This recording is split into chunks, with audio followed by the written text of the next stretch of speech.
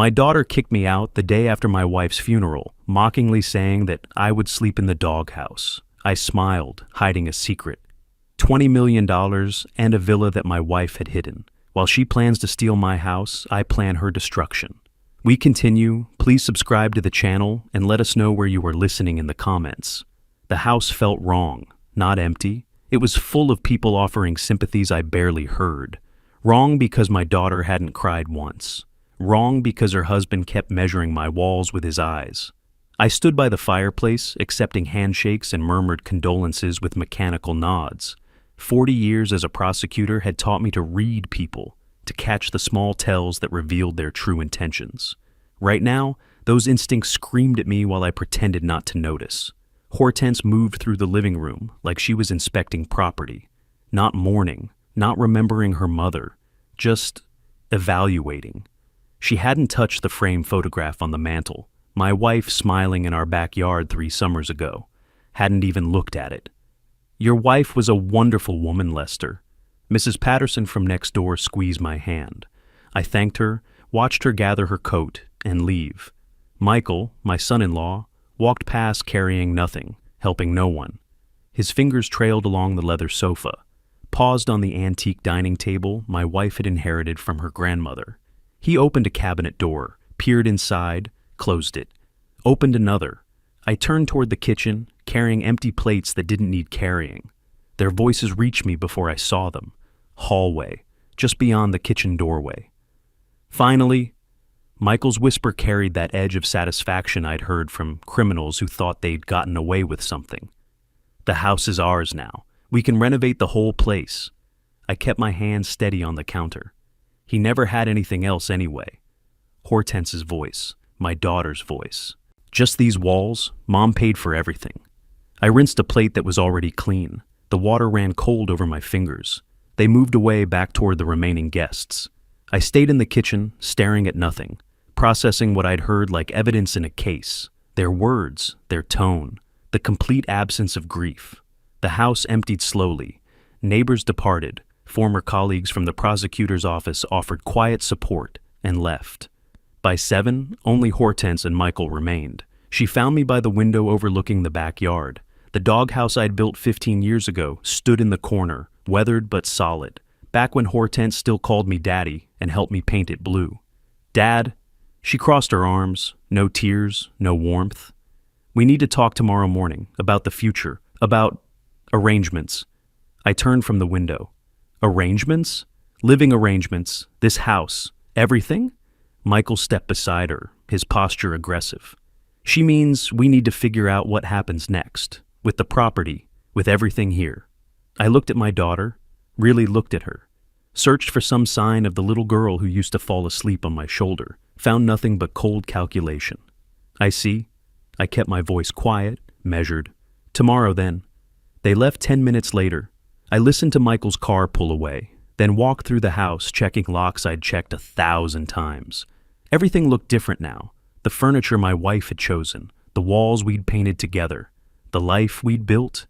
In the hallway, I stopped where they'd been standing, where my daughter had said I never had anything. 20 years as a prosecutor taught me to recognize predators. I just never thought I'd see that look in my own daughter's eyes. My bedroom felt too large, too empty.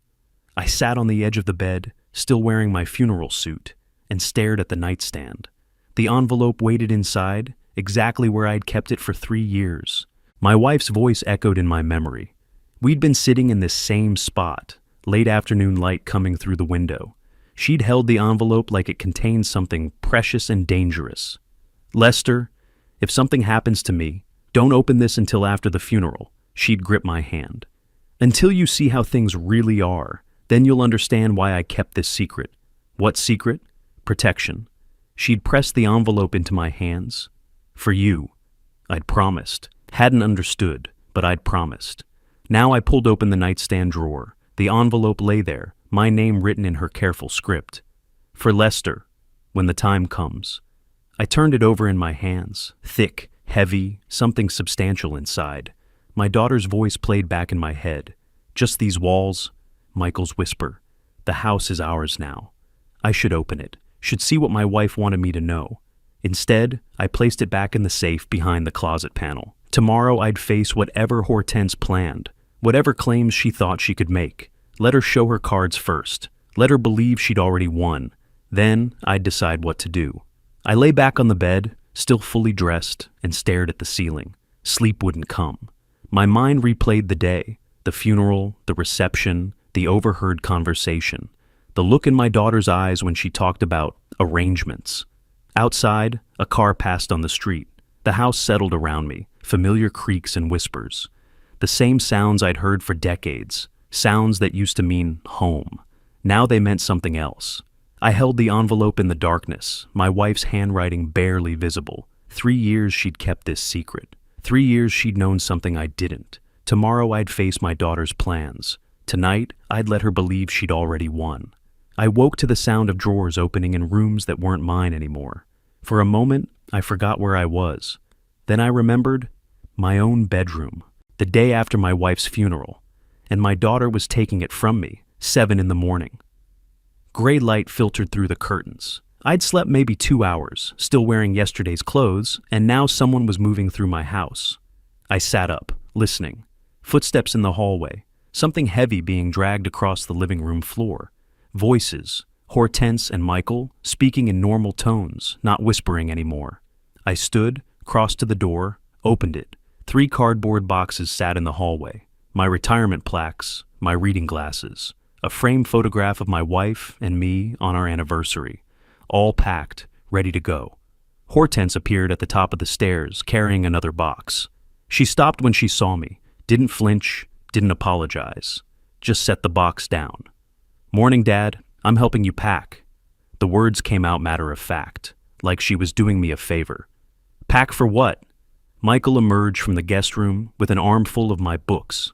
"We figured we'd make this easier for everyone. Get your things together so we can start the transition." Transition to what? I kept my voice level. Didn't raise it. Prosecutors don't shout. Hortense stepped closer. "Dad, this house belonged to Mom. Her name was on everything. The deed, the mortgage, all of it. You know that." I did know that. My wife had inherited money from her father decades ago. Used it to buy this place outright. I'd been building my career, not making much. She'd insisted her name go on the paperwork, said it made sense legally. I'd never questioned it. "We've already contacted a real estate agent," Michael added. "The market's good right now. We should get excellent value." "You're selling my house?" "Mom's house," Hortense corrected me quietly. "And yes, we need the money, medical bills from her treatment, funeral costs, everything. You understand?" I understood plenty, just not what she thought I understood. "Where exactly am I supposed to go?" Michael shrugged. "There's that doghouse out back, pretty sturdy." He smiled when he said it. Actually smiled. Hortense shot him a look, but didn't contradict him. Instead, she gestured at the boxes. "We found a place that might work. Extended stay motel near the airport, month to month. We can help with first month's rent." "How generous." "Don't be difficult." She picked up one of the boxes. "Mom supported you for years. You never really contributed. She told me about your salary, about how she paid for everything while you played prosecutor. This is just reality catching up." I walked past her, down the stairs, found more boxes in the living room, my things sorted and packed by my daughter's hands. My life reduced to containers. "I need to get my car," I said. "We'll help you load." Michael was already moving, lifting boxes, carrying them toward the door. I went to my car, parked in the driveway where I'd left it yesterday. Opened the trunk. Came back for the first box. Hortense met me at the door. For a second, I thought she might say something, might show some crack in that cold facade, might remember that I was her father. "Hortense." I stopped, looked at her. "I'm your father. Your mother just died yesterday." "Don't." She held up one hand. "You never provided anything for this family. Nothing. Mom carried everything, the house, the bills, our life. You were just there. This was always hers, never yours." I carried the box to my car, loaded it, went back for another. 3 trips. That's what my life in this house came down to. 3 boxes and 30 minutes. Michael stood at the door as I loaded the last one. "That's it? No fight?" I stopped at the doorway where they both stood. Looked at my daughter one more time. She wouldn't meet my eyes. You made your choice. I walked to my car, got in, and drove away from McCormick Ranch. Didn't look back. If I'd looked back, I might have lost the control I'd spent 40 years developing. Desert Palms Motel sat on the outskirts of Scottsdale, the kind of place where people stayed when they had nowhere else to go. Monthly rates advertised on a faded sign. Parking lot half empty even in morning. The clerk barely glanced at me when I checked in. I paid cash for a week, took the key to room 114, and carried my 3 boxes inside. The room smelled like old carpet and industrial cleaner. Single bed, small table, television bolted to the wall, window overlooking the parking lot. I set the boxes on the bed and sat beside them, stared at them for a long moment. Then I went to my car and retrieved the envelope from where I'd hidden it in my jacket pocket. Had grabbed it from the safe while Hortense was downstairs, tucked it away before they saw. Back in the motel room, I opened it. A deed fell out first. Paradise Valley Villa. My wife's name. Square footage numbers that made my breath catch. Property value estimated at $15 million. Bank statements next. Investment accounts. Bonds, securities. Numbers that didn't make sense until I added them correctly. $20 million, maybe more. A letter, handwritten on my wife's stationery. Lester, if you're reading this, our daughter has shown you who she's become. I saw it years ago. This inheritance from my father, the villa, the investments, I kept it secret for you, not her. She doesn't understand the value of anything she didn't take herself. Use this wisely. You'll know what to do. Your wife, who always knew you were enough. I read it 3 times, sat there in that motel room holding paper worth millions, thinking about my daughter packing my things, about Michael's joke about the doghouse, about Hortense saying I'd never contributed anything. A business card slipped from the envelope. James Morrison, attorney at law. A number in Phoenix. The letter shook slightly in my hands. Not from fear, but something else. Something colder. My wife had known. She'd seen what our daughter would become and protected me from it. $20 million. A villa in Paradise Valley. And my daughter thought I was sleeping in a doghouse. I reached for my phone and James Morrison's business card. Time to make a call. I picked up Morrison's business card and stared at it. Standard design, professional font, a downtown Scottsdale address, the kind of card that gave no hint of the secrets its owner kept. The documents lay spread across the motel bed, like evidence at trial. I'd spent the last hour organizing them chronologically, the way I used to organize case files. Villa deed dated March 2022. Investment statements running quarterly from then until last month. Property deed for the McCormick Ranch house. That one was older, yellowed at the edges, dated 1983. 2 years before we married. I picked up my wife's letter again. 2 pages, handwritten on her personal stationery. The paper felt substantial in my hands. Quality stock. She'd taken time with this. Hadn't rushed it. Lester, if you're reading this, I'm gone, and our daughter has shown you who she really is. I kept reading, though I'd already been through it twice. I saw it happening over the last decade. The way she looked at our home like it was a prize she was owed. The way she stopped asking about you and started asking about assets. This inheritance from my father, I kept it from her deliberately. Not to punish her, but to protect you. My wife had always been observant, quieter than me, less confrontational, but she missed nothing. While I'd been focused on cases, on building arguments and winning trials, she'd been watching our daughter change.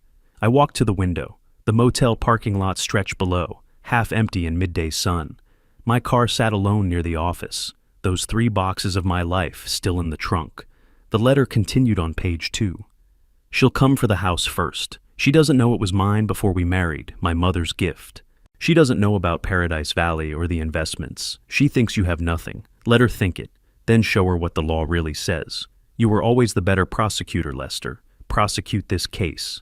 I set the letter down and picked up the house deed. Read it carefully this time, the way I should have read it years ago.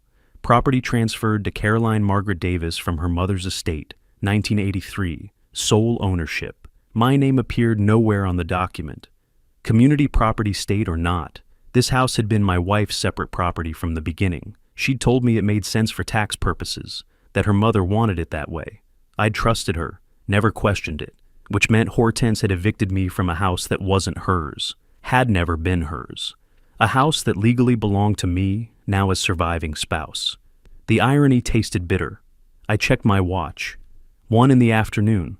I sat on the edge of the bed, Morrison's card in one hand, my phone in the other. Making this call would start something I couldn't stop, would transform me from evicted father into active opponent. Once I engaged an attorney, once I set the legal machinery in motion, there'd be no pretending anymore, no more benefit of the doubt for my daughter. I dialed. Morrison Law Offices. Professional voice, administrative assistant. James Morrison, please. This is Lester Davis. My wife recently passed and she left your card in an envelope for me. Brief hold, then a different voice, male, measured and calm. Mr. Davis, I'm so sorry for your loss. Morrison's tone carried genuine sympathy. Your wife was a remarkable woman. She prepared very carefully for this moment. I need to be direct.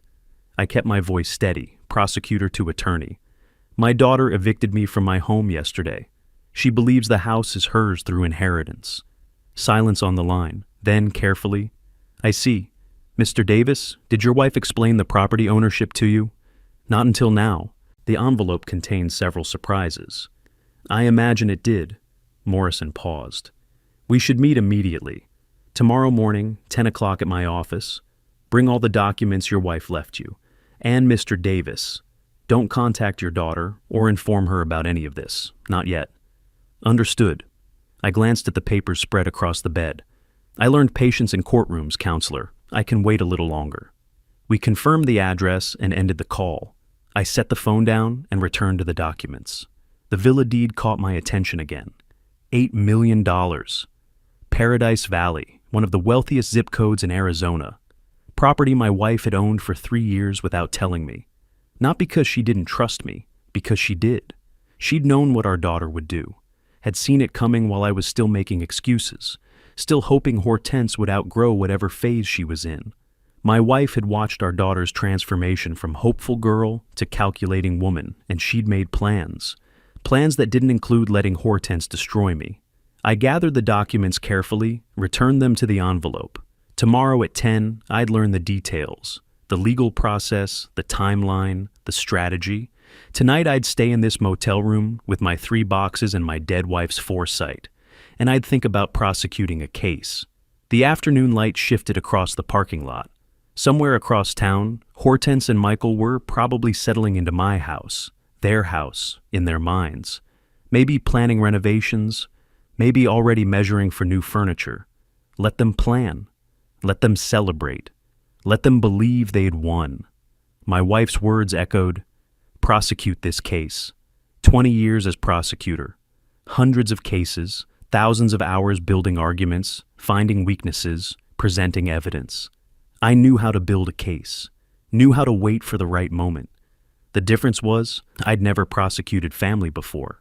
I set the envelope on the nightstand beside Morrison's card. Tomorrow would begin the process. Forms would be filed. Wheels would turn. Legal machinery grinding toward an inevitable conclusion. My daughter thought she'd taken everything. She didn't know that everything she thought she'd taken had never been hers, had never even been mine, technically, had been my wife's gift to me through her absence. I lay back on the motel bed, fully clothed, staring at the ceiling, wondered what Hortense would say when she realized, when she understood that her mother hadn't just died, had left final instructions, final judgment. Tomorrow at 10. I closed my eyes, didn't sleep, just waited. I woke before the alarm. The motel room was dark, but I'd already been awake for an hour, watching the ceiling, reviewing everything I knew. At 10, I'd meet the attorney. By noon, I'd know if the law was truly on my side, or if my wife's careful planning had somehow missed a detail that would let my daughter keep what she'd taken. I showered, dressed in the one suit I'd packed, navy blue, professional, the same suit I used to wear to closing arguments. It still fit, though the collar felt looser than I remembered. Morrison's office occupied the 3rd floor of a steel and glass building in the downtown Scottsdale. The lobby directory listed him as specializing in estate planning and probate. Good. Meant he knew the territory. The elevator ride felt longer than 3 floors. His receptionist smiled when I gave my name. Mr. Davis, Mr. Morrison is expecting you. Go right in. The office had floor-to-ceiling windows overlooking Scottsdale Road. Morrison stood from behind a mahogany desk, extended his hand. Mid-50s, silver hair, sharp eyes behind frameless glasses. The kind of eyes that had read thousands of documents and caught every discrepancy. Mr. Davis, thank you for coming. His handshake was firm. Please sit. I settled into the leather chair across from his desk, set the envelope on my lap. Before we begin, Morrison said, I want you to understand that your wife and I spent considerable time on her estate plan. She was very specific about her wishes and very concerned about protecting you. She succeeded. I opened the envelope, spread the documents on his desk. I assume you recognize these. Morrison examined each paper carefully, nodded. I drafted the will myself, witnessed the signing. Your wife was meticulous. Tell me about the house. He pulled a file from his drawer. The McCormick Ranch property was your wife's separate property, acquired before your marriage through her mother's estate. In Arizona, separate property remains separate unless explicitly converted to community property. Your wife never made that conversion, which means, as her surviving spouse and sole beneficiary under her will, the house is yours, legally, unquestionably. The words settled between us, simple, clear, final. My daughter evicted me 2 days ago. Morrison's expression didn't change, but his pen stopped mid-note. She had no legal authority to do so. The house wasn't hers to claim. She didn't know that. Most people don't understand separate property law. Morrison leaned forward. Here's what happens now. We file probate paperwork with Maricopa County Superior Court. Standard process, 3 to 4 months typically.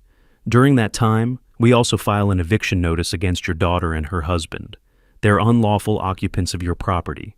I absorbed this. How long before they have to leave? Arizona law requires 60 days notice for residential eviction. We file, they receive notice, the clock starts. If they don't vacate voluntarily, we go to court. Given the circumstances, you'll prevail easily. What about the villa, the investments? Morrison opened another folder. The Paradise Valley property and associated accounts were also your wife's separate property, inherited from her father in 2022. She established clear beneficiary designations, naming you as sole inheritor. No complications there either. $8 million villa. Current appraisal. He slid the document across. $20 million in investment accounts, conservatively managed. Your wife was quite wealthy, Mr. Davis, and she made absolutely certain that wealth would come to you, not your daughter. I sat back. The leather chair creaked slightly. Through the window, Scottsdale stretched out under clear Arizona sky. Somewhere in that sprawl, Hortense was living in a house that wasn't hers, dreaming of money that would never come. Why did she do this? I asked. Keep it secret? Morrison pulled out another document, handwritten notes in my wife's script, margin comments on a draft of her will. She left instructions for me to share these if you asked. He turned the pages toward me. Your wife observed your daughter's behavior over several years, documented incidents. She believed, and I quote, Hortense has learned to take rather than earn. If she knows about this inheritance while I'm alive, she'll demand it immediately. She'll waste it. She'll hurt her father with it. The words stung, but didn't surprise me. Not anymore. Morrison continued. Your wife wanted you protected and wanted her assets preserved. She structured everything to ensure that outcome. She was quite brilliant about it, actually. What do I need to do? Sign representation papers. Give me authority to file probate and eviction proceedings. Then wait while the process unfolds. Morrison pulled out prepared documents. I'll file everything this week. The court paperwork will be served to your daughter within 7 days. She'll realize then what she's actually dealing with. I reviewed the papers, standard representation agreement, retainer terms, court filing authorizations. Everything clean and proper. What will she do? I asked. When she finds out? Morrison capped his pen. In my experience, Mr. Davis, people who take things they don't deserve rarely accept losing them gracefully. Expect a fight. I signed the documents, one after another, each signature a step forward, away from victim and towards something else, something harder. Morrison collected the papers, filed them in a folder labeled Estate of Caroline Margaret Davis. One more thing, I said. The villa. When can I see it? Technically, after probate closes. Practically whenever you want. Your wife left you the keys and security codes in her safe deposit box. I have them here. He handed me a small envelope. Inside, 2 keys and a card with handwritten numbers. The address is on the deed. It's quite remarkable. Morrison stood, walked me toward the door. Your wife left detailed instructions about the property.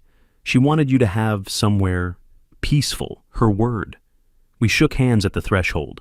We'll file Monday morning, he said. The court paperwork will be served to your daughter within a week. She'll realize then what she's actually dealing with. I pressed the elevator button. How do you think she'll react? Morrison paused. In my experience, Mr. Davis, people who take things they don't deserve rarely accept losing them gracefully. Expect a fight. The elevator doors opened. I stepped inside. Good, I said. I spent 20 years in courtrooms. I know how to fight. Morrison's email had arrived Sunday night. Everything ready. Meet me at the office 9 a.m. Monday. We file tomorrow.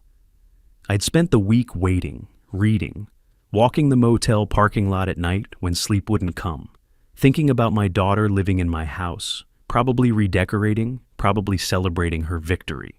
Monday morning, I dressed in the suit I'd packed during the eviction, navy blue, the same one I'd worn for closing arguments. It still fit, though I'd lost weight these past weeks. I checked my reflection in the motel mirror, adjusted my tie, and drove downtown. Morrison met me in his office lobby. He carried a leather briefcase, documents already organized inside. We took his car to the courthouse. Maricopa County Superior Court occupied a modern building in downtown Phoenix. We parked in the structure across the street, walked through security, took the elevator to the 4th floor. Probate court clerk's office. The hallway smelled like old paper and air conditioning. Morrison approached the counter. I stood beside him, watching. The clerk was a woman in her 40s, efficient movements, eyes that had processed thousands of documents. She took Morrison's paperwork without looking up. Probate petition with separate property claim. She began reviewing pages. I'll need the death certificate, marriage certificate, and property deeds for the file. All attached, Morrison said, exhibits A through F. She stamped each page. The sound was sharp, final, date, time, official seal of the court. She entered information into her computer, typed quickly, printed a receipt. Case number 2025 PR 00732, preliminary hearing, March 10th, 9 a.m., Judge Brennan's courtroom. You'll receive formal notice by mail.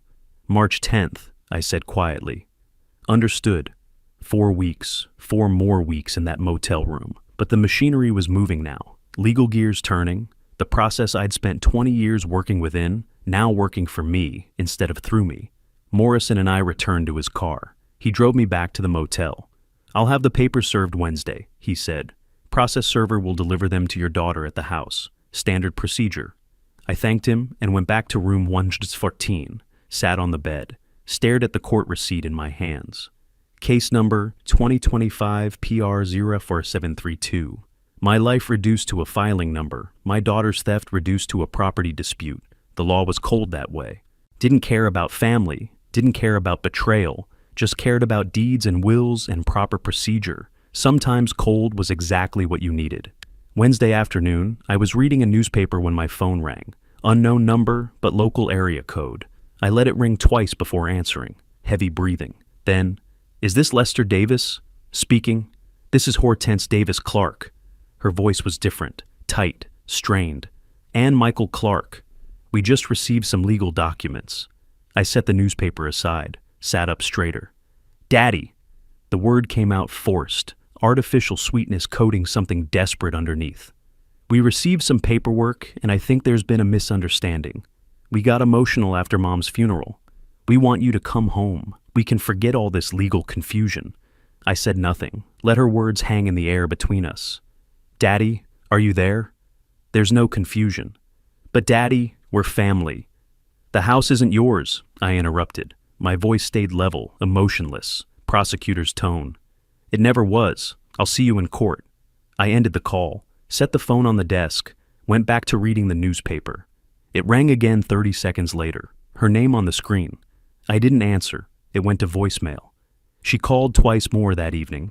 I ignored both calls. Thursday morning, Morrison called. Your daughter's been trying to hire representation, he said. She contacted 4 firms yesterday. None would take her case. Why not? No money for retainers, and frankly, the case is unwinnable. The documents are ironclad. Any competent attorney can see that in 5 minutes. They're not going to waste time on a losing case with clients who can't pay. I absorbed this. So she'll be alone in court.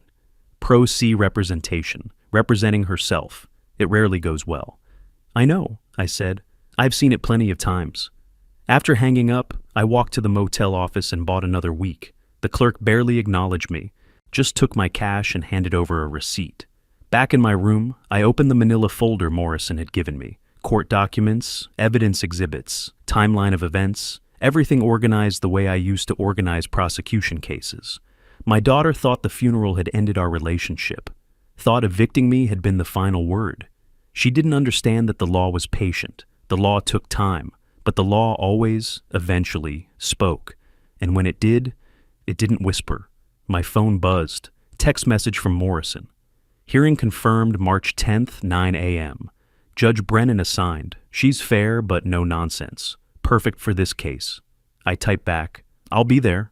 Then I set the phone down and looked around my motel room. The furniture that wasn't mine, the walls that weren't mine, the temporary space I'd occupied for 3 weeks while my daughter slept in my bed, ate in my kitchen, planned renovations for my house. March 10th couldn't come fast enough. But I'd learned patience.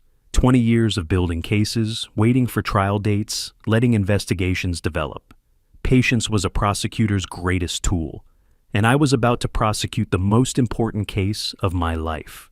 Outside, traffic hummed on the street, Phoenix stretched out under February sun. Somewhere in that sprawl, my daughter was probably panicking, probably arguing with Michael, probably realizing that the house she thought she owned was slipping away. Let her panic, let her argue, let her realize. The hearing was 4 weeks away, and I'd wait every single day if I had to, because the law was on my side, the documents were on my side, my dead wife's careful planning was on my side, and my daughter? She had nothing but assumptions and greed. The suit felt strange. I hadn't worn it since my last day in the prosecutor's office 5 years ago. Dark blue, pressed sharp, the uniform of courtrooms I'd spent 20 years in. I adjusted the tie in the motel mirror. 9 o'clock hearing. 4 weeks of waiting ended today. Time to let the law speak. Morrison met me in the courthouse lobby. We went through security together, rode the elevator to Judge Brennan's courtroom on the 3rd floor. The courtroom was smaller than the ones I'd worked in. Fewer benches, single row for spectators. But the layout was familiar. Judge's bench elevated, witness stand to the right, counsel tables facing forward. I had stood at tables like these hundreds of times. Never thought I'd be sitting at one as a party rather than a prosecutor. Hortense and Michael were already there, front row on the opposite side. She wore a dark dress, conservative, trying to look respectful.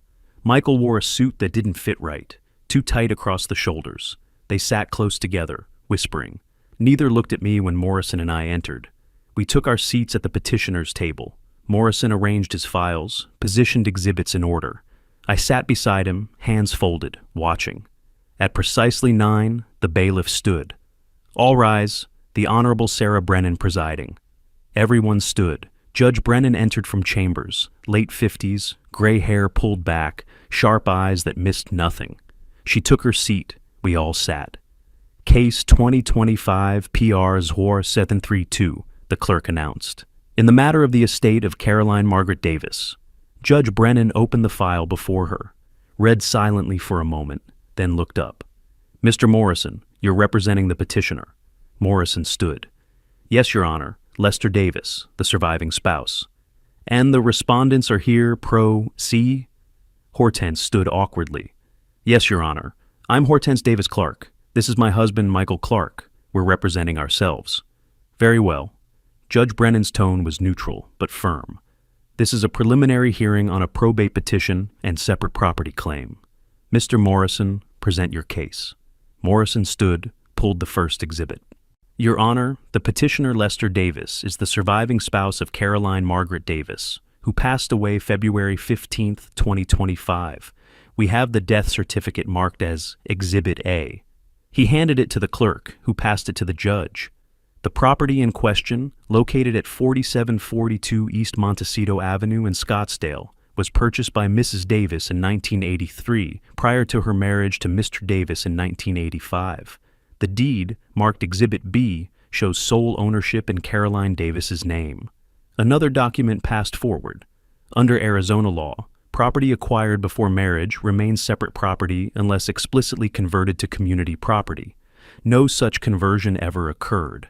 Mrs. Davis's will, executed in 2022 and marked Exhibit C, names Lester Davis as sole beneficiary of all separate property, including this residence.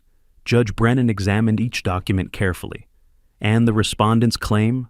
Morrison gestured toward Hortense. The respondents, who are Mrs. Davis's daughter and son-in-law, have no documented claim to the property. They appear to have assumed inheritance based on family relationship, despite the will's clear language. Hortense shot to her feet.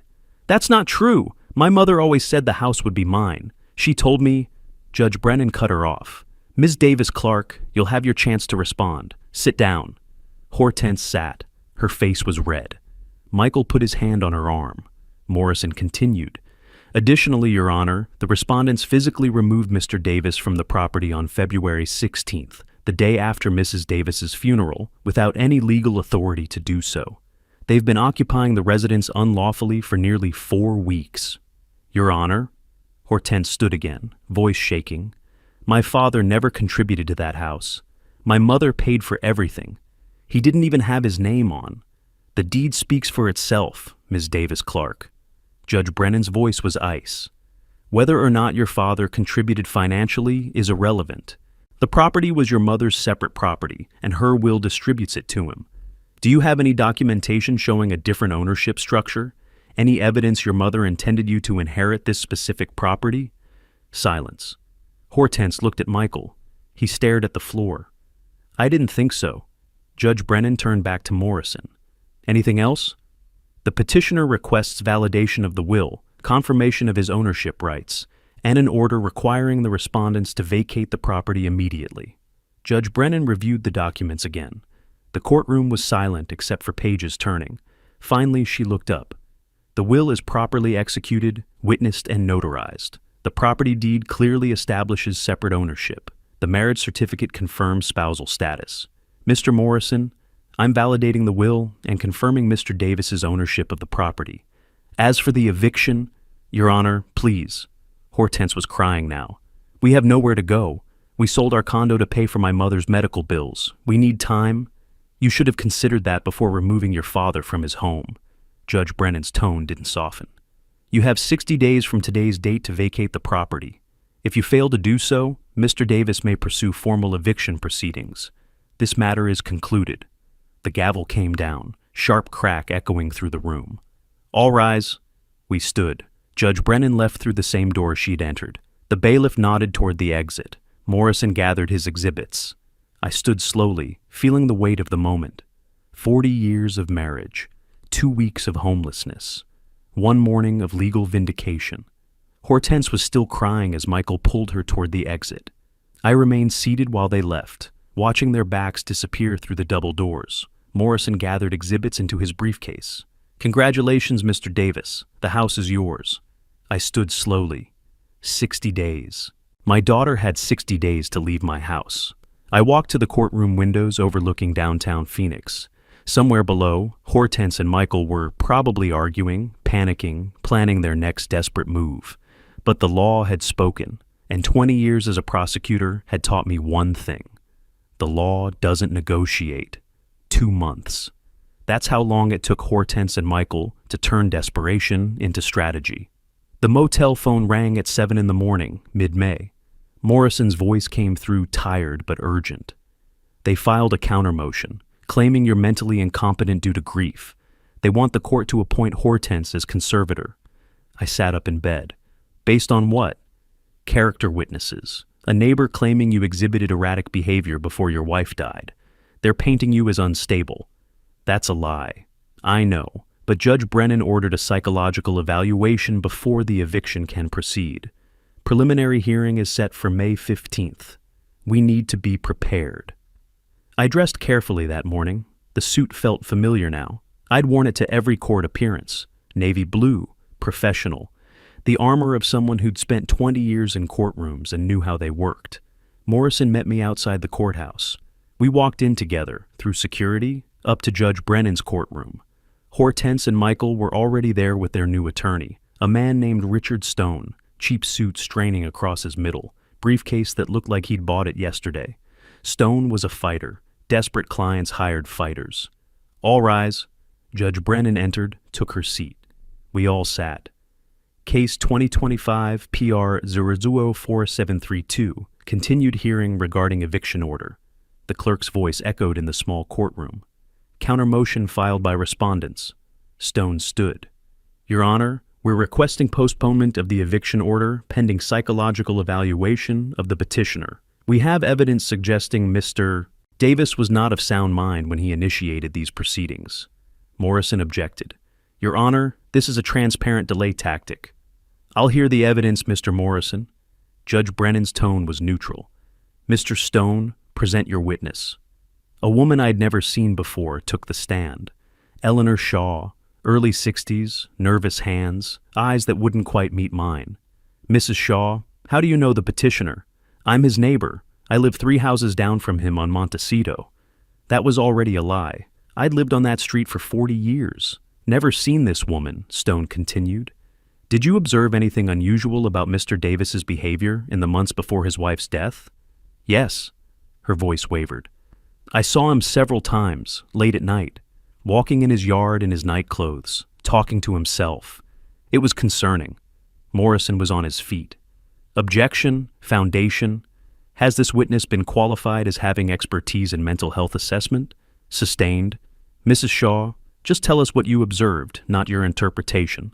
But the damage was done. The seed was planted. Morrison's cross-examination was surgical. Mrs. Shaw, you say you live 3 houses down? Yes. On Montecito Avenue? That's right. Morrison pulled out a document.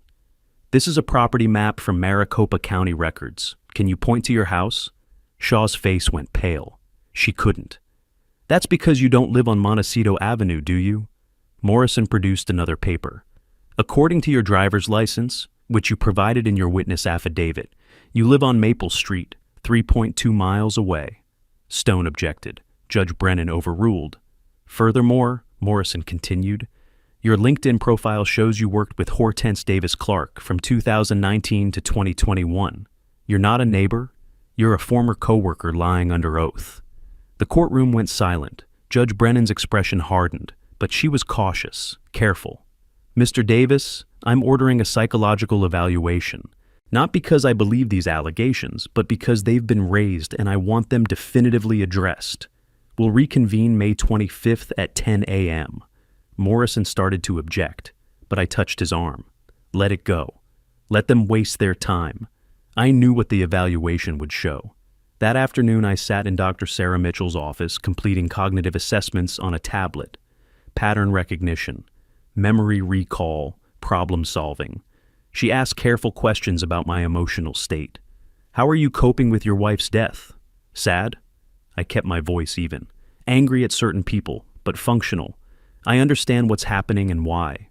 Have you experienced confusion, memory problems, difficulty making decisions?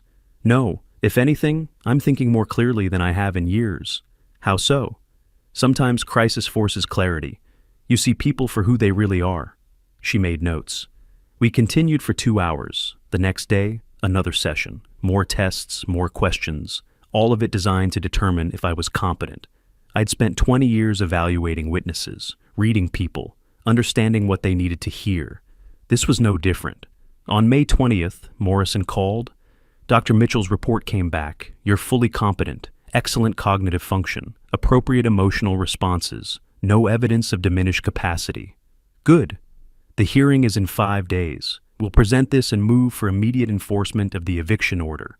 That evening I returned to the motel and found Michael waiting in the parking lot, leaning against my car, arms crossed, the posture of someone trying to intimidate.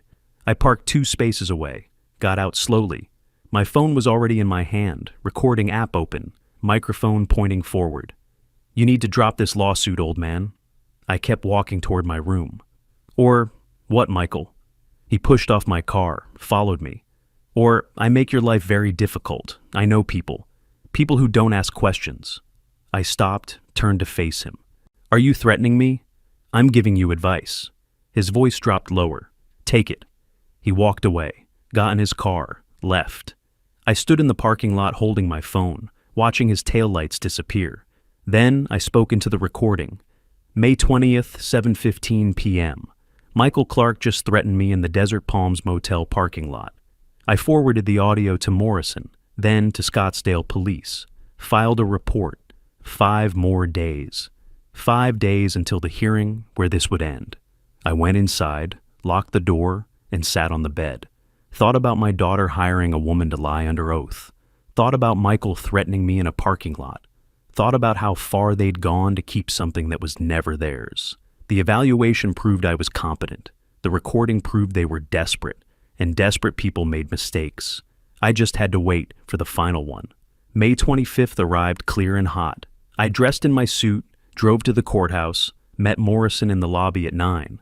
They're going to lose, he said. Badly. I know.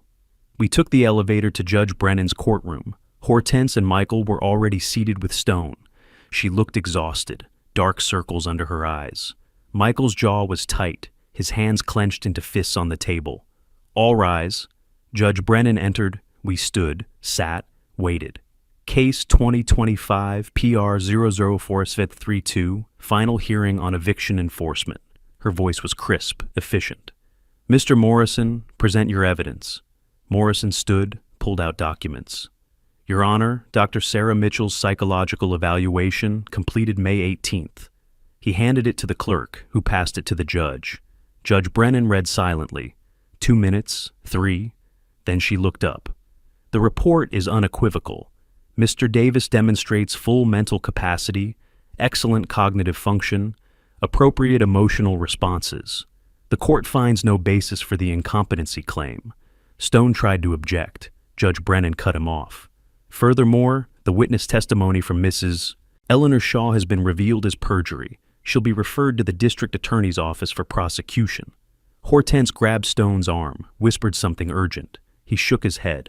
Additionally, Judge Brennan continued, the court has received a police report filed May 20th regarding threats made by respondent Michael Clark against the petitioner, including an audio recording of those threats. She looked directly at Michael. Mr. Clark, stand up. He stood slowly, face flushed. Your behavior constitutes witness intimidation. I'm adding contempt of court charges and referring this matter to the district attorney as well. Your Honor, Stone began, I'm not finished. Judge Brennan's tone could have cut glass. This case involves clear property ownership, unlawful eviction, attempted fraud, and witness intimidation. The evidence overwhelmingly favors the petitioner. She paused, looked at her notes, then back up. The defendants are ordered to vacate the property at 4742 East Montecito Avenue by May 28th at 5 p.m. That's 72 hours from now.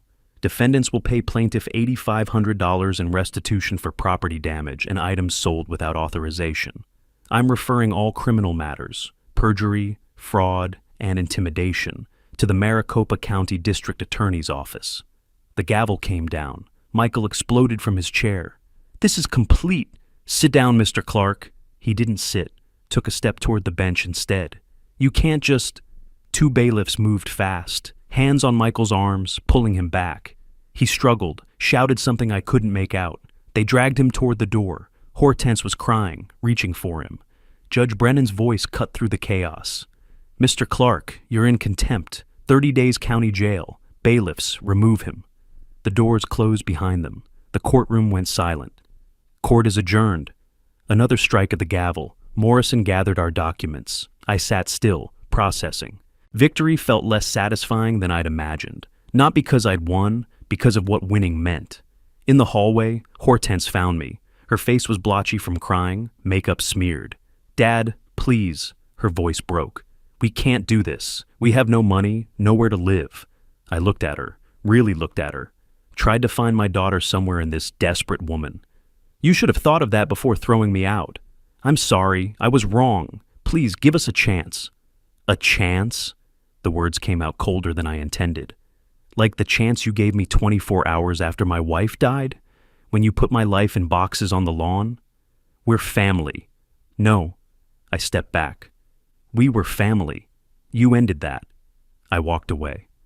Didn't look back. Morrison fell into step beside me. The restitution check will be processed within 10 days, he said.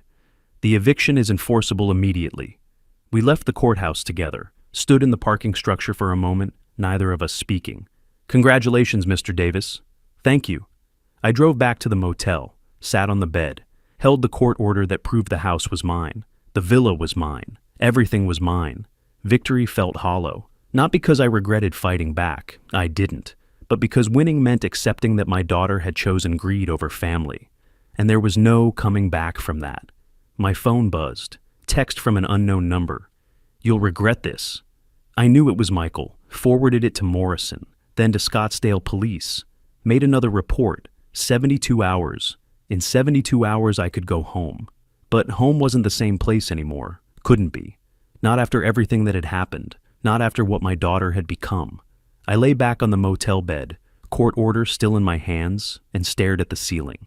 Thought about 40 years of marriage, 3 months of homelessness, 1 morning of legal vindication, and wondered if justice was supposed to feel this empty. The deadline was 5 p.m. on May 28th. I arrived at my house, at 5:15, giving them no excuse to claim I was forcing early eviction. Morrison came with me, along with a sheriff's deputy to ensure peaceful transition. The front door was unlocked. Inside, the house was empty. Not empty of furniture, that was mine, and it remained. Empty of them. Their clothes gone, their personal items removed. The photographs Hortense had hung on the walls, pictures of her family, her accomplishments, her life, all taken down. Only nail holes remained. In the kitchen, a single note on the counter. 2 words in Hortense's handwriting. We're gone. The deputy walked through the rooms with me, checked for damage, found none. They'd followed the court order to the letter, left my property intact, removed only what was theirs. Looks like they cleared out clean, the deputy said. You need me to stay while you look around? No, thank you. I'll be fine. He left. Morrison stayed a few minutes longer, made sure I was settled. Then he left too, and I stood in my living room, in my house, legally mine, rightfully mine, and felt absolutely nothing. Not triumph, not satisfaction, just emptiness. I walked through the rooms, master bedroom, the bed we'd bought 40 years ago, still there. Guest room, untouched. Office, my desk, my books, my files. Kitchen, cabinet still half full of dishes we'd collected over decades. The house was mine, but it wasn't home anymore. Couldn't be. Too much had happened. Too much had been poisoned. I stood by the fireplace where my wife's photograph had been, where it should be. Found only dust on the mantel. Made my decision right there.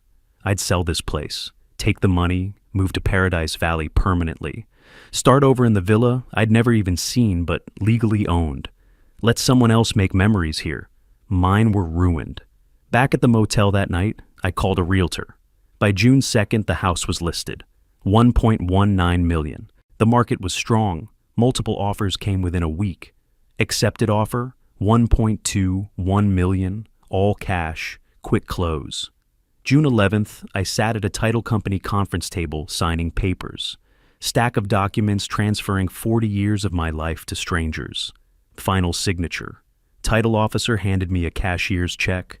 $1,147,328 after fees. I folded it, placed it in my jacket pocket, shook hands, and walked out. During those 2 weeks, Morrison kept me informed about Michael and Hortense. Michael's debt deadline passed June 1st, Morrison told me over the phone. The investors filed lawsuit June 2nd. By June 5th, he'd declared bankruptcy. Chapter 7. Complete liquidation. Everything, and his real estate license got suspended due to the fraud allegations. His career is finished. What about the restitution he owes me? You'll get pennies on the dollar, if anything. Bankruptcy discharges most of it. I don't need the money, I just needed justice. Morrison provided other updates. Hortense and Michael were renting a 1-bedroom apartment in a low-income area of Mesa. $1,100 a month. Hortense working as a cashier at a grocery store. Michael, unable to work in real estate, had taken a warehouse job. Their combined income barely covered rent and Michael's remaining debt obligations. The life they'd tried to steal had led to their complete financial ruin. I should have felt satisfied, should have felt vindicated. Instead, I felt tired. June 20th, an email arrived from Hortense. Subject line, "I'm sorry." I opened it in my motel room, read it sitting at the small desk by the window. "Dad, I don't expect forgiveness. I was consumed by greed and resentment. Mom saw who I really was. I'm sorry I proved her right. Michael and I lost everything. We're living in a tiny apartment. I work retail. It's what we deserve. I just want you to know I understand now. I'm sorry. I'm so sorry." I read it 3 times, felt unexpected pity mixed with bitterness. Sorry didn't rebuild trust. Sorry didn't undo throwing me out the day after my wife died. But maybe sorry was a start. Maybe, someday. I closed the laptop without responding, opened it again an hour later, reread the email, still didn't respond, marked it as read, left it in my inbox, unanswered. June 25th, I drove to Paradise Valley, to the villa I'd inherited but never visited, the address on the deed, $8 million of property my wife had left me. The gate opened with the code from the envelope, long driveway through desert landscaping, and then the house appeared. Not a house, an estate. Adobe and glass and mountain views. Sunset colors reflected off floor-to-ceiling windows, pool in the back, guest house beyond that. Everything pristine, professionally maintained, waiting. I unlocked the front door with the key my wife had left me and stepped inside. The air was cool, climate-controlled, furniture covered in protective sheets. But underneath, quality, taste, beauty, my wife's final gift. Not just money, but sanctuary. I walked through rooms I'd never known existed, found myself in the master bedroom, standing at windows overlooking the valley. Scottsdale spread out below like a constellation of lights as dusk fell. This could be home, could be, if I let it. I made my decision. The McCormick Ranch house money would go into investments. This villa would become my residence. Fresh start, new chapter. Life rebuilt from the ruins my daughter had created. July 4th, I moved in permanently. Left the motel behind, brought my 3 boxes of belongings into 8,000 square feet of space. They looked ridiculous, insignificant, but they were mine. And that was enough to start. The villa became home slowly. I bought new clothes to replace what I'd lost, hired someone to help me learn the systems, pool maintenance, security, the smart home technology my wife had installed, unpacked boxes I'd lived out of for 4 months, found something unexpected in the 3rd box, a photo album I hadn't known was there. Must have grabbed it during the eviction chaos. Inside, pictures of Hortense as a child, 5 years old, gap-toothed smile, holding my hand at the zoo. 10 years old, helping me paint the doghouse blue. 16, graduation cap askew, hugging both her parents. 25, wedding day, before Michael became what he became. I studied those photographs and tried to find the moment it changed. The moment my daughter became someone who could evict her father the day after her mother's funeral. Couldn't find it. The change had been gradual, invisible, like rust forming under paint. My wife had seen it, had known, had protected me from it. I closed the album, put it on a shelf, didn't look at it again for weeks. August 1st, a letter arrived, certified mail, from an attorney I didn't recognize. Inside, a formal request. Hortense wanted to meet, face to face, 30 minutes, neutral location, just to talk. No demands, no expectations, just closure. The attorney's note said she'd asked permission to reach out, said she understood if I declined, said she wasn't trying to manipulate or gain anything, just wanted one conversation. I held the letter for 2 days, thought about ignoring it, thought about refusing, thought about my wife and what she would have wanted. Finally called the attorney. One meeting, 30 minutes maximum, coffee shop halfway between Paradise Valley and Mesa, Thursday at 2. She'll be there. Thank you for considering. I hung up before he finished. Thursday arrived hot and clear. I drove to the coffee shop, arrived 10 minutes early, took a table near the back, ordered water, waited. Hortense walked in at exactly 2 o'clock. She looked different, thinner, tired, older than her 38 years, wearing a grocery store uniform, name tag still pinned to her chest. She saw me, hesitated, then walked over. I gestured to the chair across from me. "You have 30 minutes. Use them wisely." She sat, didn't order anything, just looked at me with eyes that held something I hadn't seen in years. Genuine remorse. "I don't deserve even that," she said quietly. "No, you don't, but I need closure, so speak." "Dad, I was a terrible daughter. I won't insult you with excuses." "Good, because I wouldn't believe them." She nodded, swallowed, continued. "When Mom was sick, I didn't visit as much as I should have. I was thinking about inheritance, about what I'd get, not about losing her, just about money." I said nothing. Let her talk. Mom saw who I really was. She tried to reach me, tried to help me see what I was becoming. I didn't listen. I got angry instead, told her she was being unfair, controlling. She wasn't. I know, she was protecting you, from me. Hortense's voice broke. She was right to leave everything to you. I would have wasted it, demanded more, never been satisfied. Yes, you would have. I'm not asking forgiveness. I don't deserve it. I just wanted you to know I finally understand what I did, what I became, what I destroyed. I studied my daughter, tried to see past the remorse to whether it was genuine or just another manipulation. Your mother believed people could change, I said finally. I want to believe that too. Something like hope flickered in her eyes. But trust isn't rebuilt with words. It takes years, consistent actions, proof. The hope dimmed. I don't know if I'll ever trust you again. I don't know if I want to try. I understand. I hope you do, because this is all you get, this conversation, this moment. Then I move forward with my life. Silence stretched between us. She looked down at her hands. I looked at my daughter and saw a stranger. "Can I?" she started, then stopped. Tried again. "Can I call you? Someday? Years from now, maybe, if I've actually changed?" "I don't know. Maybe. How will you know if I've changed if we don't talk?" I stood, picked up my keys. "That's your problem to solve, not mine." "Dad, goodbye, Hortense." I walked out. Didn't look back. Got in my car and drove to Paradise Valley, to the villa, to the life I was building from the ruins. August 31st, my 68th birthday. I spent it alone on the terrace overlooking the valley. No cake, no celebration. Just me and a glass of my wife's favorite wine. Found a case of it in the villa's wine cellar. The sunset painted the sky orange and pink. The city below began lighting up as darkness fell. Beautiful, peaceful, solitary. I thought about the past year, my wife's death, my daughter's betrayal, the legal battle, the victory, the cost. Justice achieved, but family destroyed. Wealth discovered, but solitude embraced. Victory won, but relationships lost forever. Was it worth it? I raised my glass to the empty air beside me. "What do you think, Margaret? Did I do the right thing?" No answer came, just wind and distant traffic and the first stars appearing. But I felt peace, real peace, not happiness. That was too simple, too easy. But acceptance, understanding. The knowledge that I'd stood up for myself, fought for what was mine, refused to be a victim. My wife had left me the resources to fight. I'd chosen to use them for justice, not revenge. The difference mattered. The sun disappeared into the mountains, taking the last light of my 68th year with it. Tomorrow would bring 69, more sunrises, more sunsets.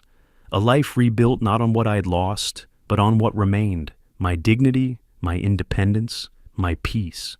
As darkness settled over the valley, I went inside. Tomorrow was another day, and I would face it on my own terms. If you like this story, please like this video, subscribe to the channel, and share your impressions of this story in the comments. To listen to the next story, click on the box on the left. Thank you for watching.